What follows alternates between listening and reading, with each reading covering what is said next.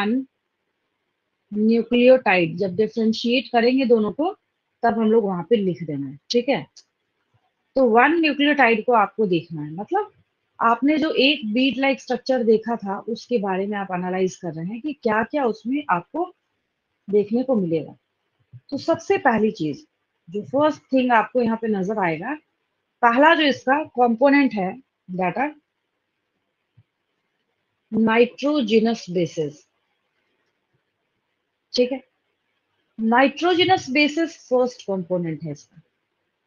Then आपके पास sugar है,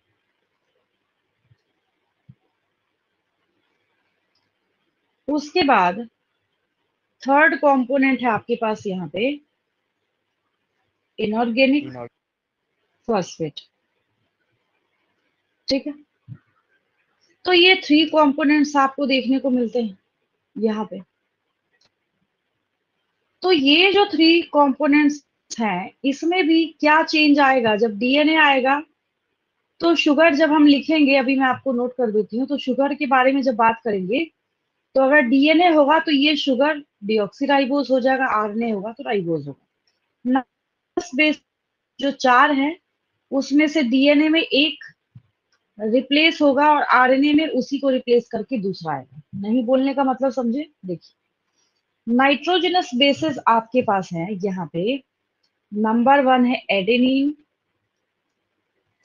then है आपके पास guanine, guanine, cytosine, cytosine, thymine. Thymine. अब देखिए ये जो थायमिन है ना, यहाँ पे थायमिन जो आपको नजर आ रहा है, थायमिन के विद इन ब्रैकेट मैंने यहाँ पे डीएनए डाल दिया। हमेशा याद रखना है, थायमिन कभी भी किसी भी कीमत में आरएनए में लिखना ही नहीं है। आरएनए के स्टैंड पे कभी गलती से भी आज के बाद से टी नहीं नजर आना चाहिए। थायमिन आरएनए में वो कॉपीराइटेड है। यूरासिल। हाँ, ये कॉपीराइटेड है किसके लिए? डीएनए के लिए। थायमिन किसके लिए कॉपीराइटेड है? डीएनए के लिए। फिर उसके बाद नेक्स्ट हम लोग यहाँ पे बात करते हैं, तो आपके पास एक और नाइट्रोजनस बेस आता है दैट इज यूरासिल। यूरासिल के भी विद इन ब्रैकेट हम लोग यहाँ पे मेंशन कर देते हैं कि ये सिर्फ आरएनए में पाया जाए। डीएनए में तो क्या हुआ, क्या यहाँ पे कंक्लूजन निकला? कंक्लूजन तो ये निकला कि अच्छा चाहे कुछ भी हो जाए, लेकिन इतनी बात तो है कि आपके पास यहाँ पे नंबर वन जो है वो एडेनिन दोनों में होगा, ठीक है। गुआनिन डीएनए में भी होगा, आरएनए में भी होगा। साइटोसिन डीएनए में भी होगा, आरएनए में भी होगा। लेकिन थायमिन जो है, ये फोर्थ नंबर जो है, ये रिप्लेस हो जाएगा। आरएनए में क्या होगा, इसको भी मैं 4 ही लिख रही हूँ, आपको देख के समझ आ जाएगा दोनों 4 क्यों लिखा हुआ है। क्योंकि एक, तो कुल मिला के मोरल ऑफ द स्टोरी क्या निकला कि अच्छा ये नाइट्रोजनस बेसिस जो है, आप जैसे भी जिस भी तरीके से देखें, लेकिन इतनी बात तो है कि ये चार ही आपको दोनों में प्रेजेंट होंगे।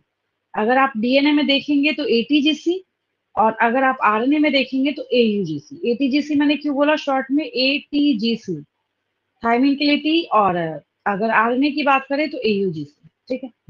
फिर उसके बाद शुगर के बारे में अगर हम लोग बात करें, तो अगर आप डीएनए के बारे में पढ़ाई कर रहे हैं तो डीएनए में आपको देखने को मिलेगा डीऑक्सीराइबोज शुगर यहाँ पे।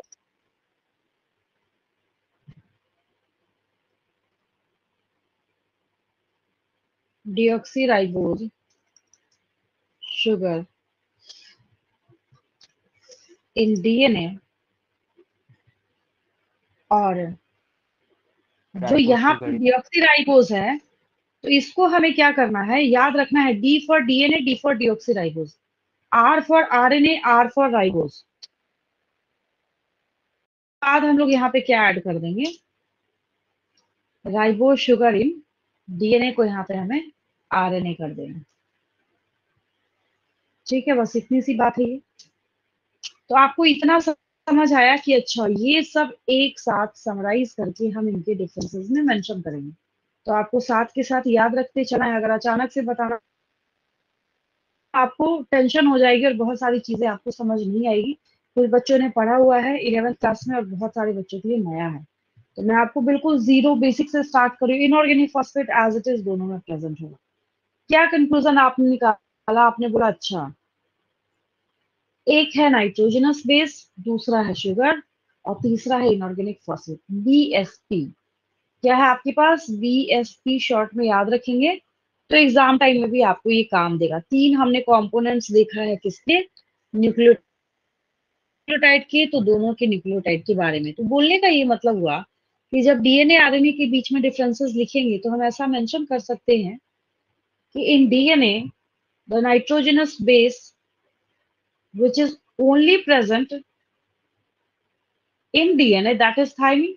While in case of RNA, thymine is replaced by uracil. Thymine को replace करके कौन आ जाएगा? यूरासिल आ जाएगा। शुगर के बारे में जब लिखेंगे in DNA, sugar is deoxyribose, while in RNA sugar is ribose. और इनऑर्गेनिक फॉस्फेट दोनों में होगा तो हम लोग डिफरेंस को नहीं लिखेंगे। इस पेज का स्क्रीनशॉट लेंगे।